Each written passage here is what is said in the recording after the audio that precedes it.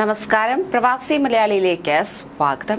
Corona വ്യാപനത്തിന് പിന്നാലെ നിരവധി രാഷ്ട്രങ്ങളാണ് സ്വദേശിവത്കരണം കർശനമാക്കിയിരിക്കുന്നത്. പ്രത്യേകിച്ച് ഇന്ത്യൻ പ്രവാസികൾ ഏറ്റവും കൂടുതൽ ആഗ്രഹിക്കുന്ന ഗൾഫ് രാഷ്ട്രങ്ങളിൽ.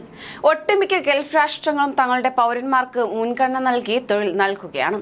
പ്രവാസികളെ തലസ്ഥാനത്ത് നിന്ന് മാറ്റിയ ശേഷമാണ് തങ്ങളുടെ പൗരന്മാർക്ക് തൊഴിൽ നൽകുന്നത്. ഇതുമൂലം നിരവധി പ്രവാസികൾക്ക് തൊഴിൽ നഷ്ടമായിട്ടുണ്ട്. ഇപ്പോഴിതാ UAEയും സ്വദേശിവത്കരണത്തിലേക്ക് കടക്കുകയാണ്.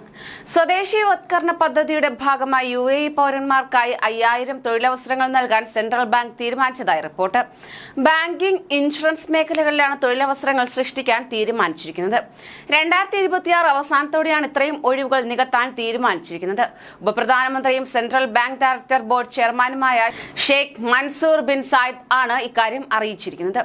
അതോടൊപ്പം തന്നെ രാജ്യത്ത് കൂടുതൽ തൊഴിലവസരങ്ങൾ സൃഷ്ടിക്കുക എന്നതാണ് ഇവരുടെ ലക്ഷ്യം. UAE കേഡേഴ്സ് കോമ്പറ്റീറ്റീവ്നെസ് ബോർഡിലെ ബോർഡ് ഡയറക്ടർമാരും Emirates institute of banking and financial സ്റ്റഡീസുമായി സഹകരിച്ചാണ് പദ്ധതി നടപ്പിലാക്കാൻ തീരുമാനിച്ചിട്ടുള്ളത്. സ്വകാര്യ മേഖലയിൽ ഇമറാത്തി തൊഴിൽ ശക്തിയെ പ്രോത്സാഹിപ്പിക്കുന്നതാണ്. ഇതിനാവശ്യമായ പദ്ധതികൾ തയ്യാറാക്കാനാണ് തീരുമാനിച്ചിരിക്കുന്നത്. UAE പ്രധാനമന്ത്രിയും ദുബായ് ഭരണാധികാരിയുമായ Sheikh Mohammed bin Rashid Al മക്തൂമാണ് പുതിയ പദ്ധതി തിങ്കളാഴ്ച പ്രഖ്യാപിച്ചിരിക്കുന്നത്. അതേസമയം സ്വദേശികൾക്ക് കൂടുതൽ തൊഴിലവസരങ്ങൾ നൽകുന്നതിനും കമ്പനികൾക്ക് പ്രത്യേക ആനുകൂല്യങ്ങൾ നൽകുന്നതിനാവശ്യമായ പുതിയ പദ്ധതികൾ രാജ്യത്ത് നടപ്പിലാക്കാൻ തന്നെയാണ് UAE ക്യാബിനറ്റ് യോഗത്തിൽ തീരുമാനിച്ചിരിക്കുന്നത്.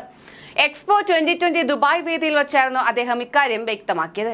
ഇതോടൊപ്പം ഗോൾഡൻ വിസ ലഭിക്കുന്നവർക്ക് കൂടുതൽ ആനുകൂല്യങ്ങൾ പ്രഖ്യാപിച്ച് അബുദാബി റെസിഡന്റ് ഓഫീസ് രംഗത്തെത്തിയിരിക്കുകയാണ്.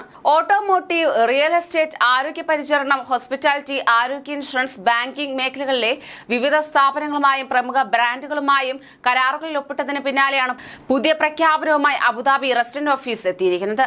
കൂടുതൽ പ്രവാസി വാർത്തകൾക്കായി ഈ ചാനൽ സബ്സ്ക്രൈബ് ചെയ്യൂ.